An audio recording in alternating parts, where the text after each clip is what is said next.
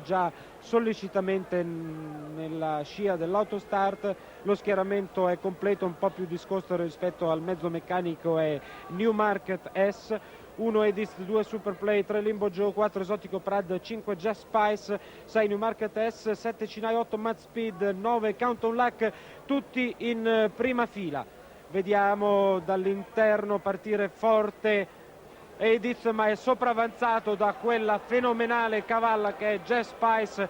Vedete, 50 metri d'avvio come questa cavalla, questa allieva di Marcello Mazzarini, raramente nella mia carriera li ho potuti vedere. Intanto vicino a Jazz Spice c'è Countdown Luck che con il numero 9 si è profilato al largo della battistrada, poi terzo in corda Esotico Prad, quindi Limbo Joe, mentre vediamo che Ediz è incappato in una rottura e segue distaccato.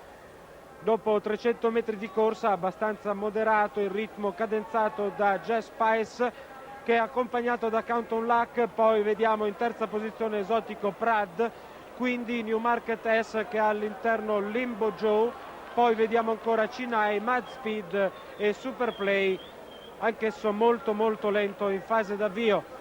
Manca poco più di mezzo miglio alla fine di questo atto conclusivo della lotteria 1987. Jazz Spice che ha all'esterno Countdown Luck, in corda segue Esotico Prad, poi Limbo Joe in pariglia con Newmarket S, Cinai, Mad Speed e Superplay.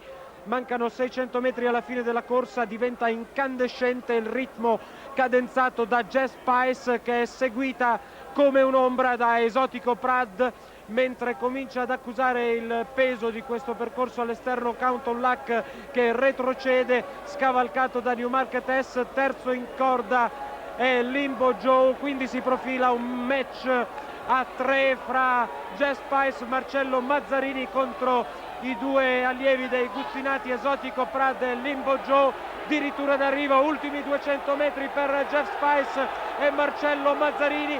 Jazz Spice attaccata da Esotico Prad e da Limbo Joe, il traguardo è vicino, è un finale entusiasmante, mancano 30 metri, va a vincere Limbo Joe nei confronti di Esotico Prad. Al terzo posto Jazz Spice, poi Cinai, Mad Speed, Newmarket S, Superplay.